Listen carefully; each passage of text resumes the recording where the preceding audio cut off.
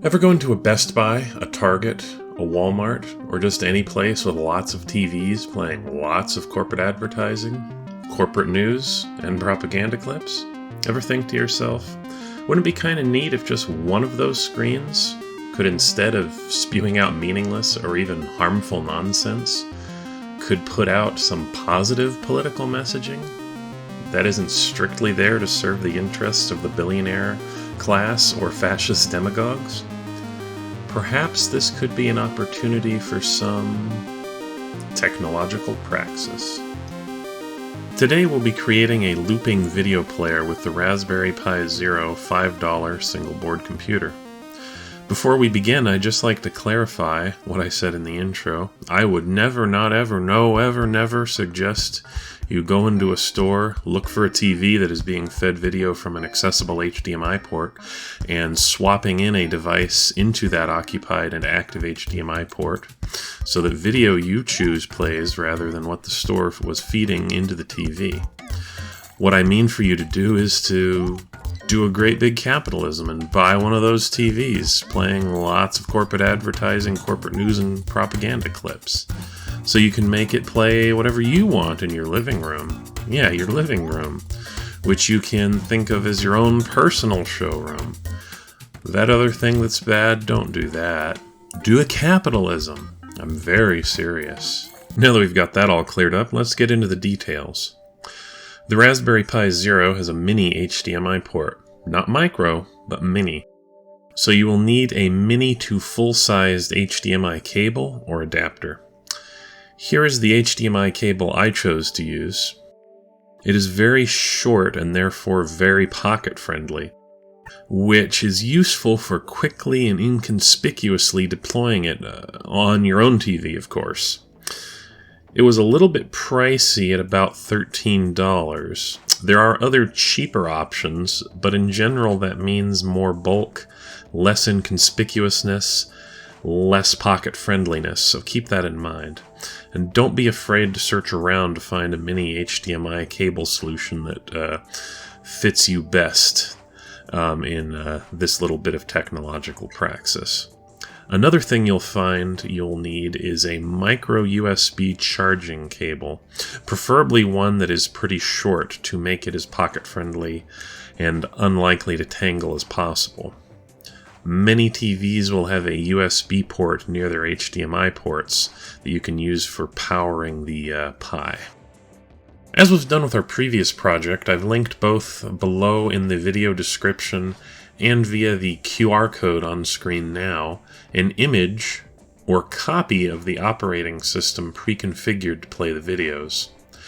There is also a link in the description and again on screen via the QR code that you should be seeing now, and hopefully in the YouTube title card that will show you how to make an SD card image and burn it onto an SD card that will load and boot on the Raspberry Pi. Now when it comes to what the device will play, I've again decided to go the route of having the unit load up its files from a thumb drive, if one is detected when it starts up. There is a video that will play by default, the one you should be seeing on screen now if you have nothing you would like to load. The loading will most likely take a while, as video files will tend to be fairly large, especially if you are loading many of them at the 1080p resolution. Because of this, I recommend doing this before attempting deployment. To help ensure you don't corrupt the operating system by an unsafe shutdown, I've included a safe power off function which you can deploy by shorting, otherwise known as connecting, the connection between these two GPIO pins, which we'll go into more momentarily. You should now be seeing what the Pi looks like when it is loading the files from the thumb drive. See how vigorously the LED on the unit is blinking? Don't power it off until, say, 30 seconds or so after it has transitioned from this furious blinking to this far less vigorous pattern of activity. Now again, this might take a while, so be patient. The video player software in use is OMX Player, a Raspberry Pi only video player that makes use of its hardware to enable 1080p playback on the very limited hardware. It should be able to handle most modern video formats, but to play it safe, I'd recommend sticking to only MPEG-4.MP4 and MKV.MKV video files. When it comes to video files, personally, I'd recommend ones that you feel are likely to resonate with apolitical normies, as preaching to the choir is pretty pointless.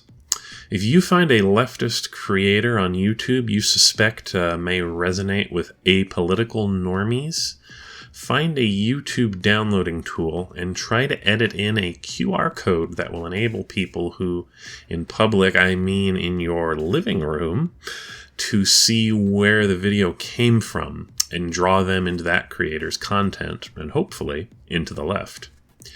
If you use Linux or Mac OS, I've linked a crappy little bash script that will do this for you. Details on its dependencies in the video description.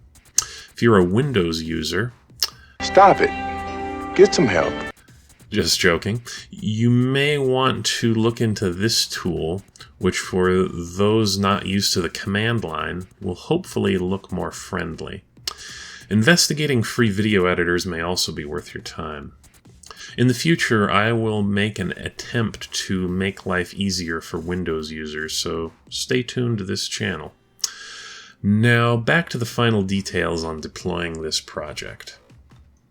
Now, once you've loaded the videos, you'll want to short those GPIO pins mentioned earlier. A couple of ways to do that. You could try soldering on a button, which on the Raspberry Pi can be a little bit fiddly.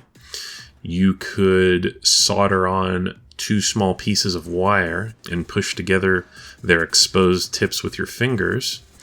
Or you could take a piece of wire or something else conductive and smush it into the holes, being sure to touch the metal edges of those holes in the GPIO pins. Once you do so, the Pi should shut itself down and you can safely disconnect the power. Then you'll be ready to go for the actual deployment. Here's what the LED indicator does when it goes through a shutdown. Thank you for watching. I have a number of additional videos coming soon, which should be helpful for comrades encountering police or engaging in political protest. If you'd like to help support such future projects, consider becoming a patron on Patreon. And yes, I'm playing this music because I watched that Carlos Maza video. But I mean, come on, it's a pretty great remix.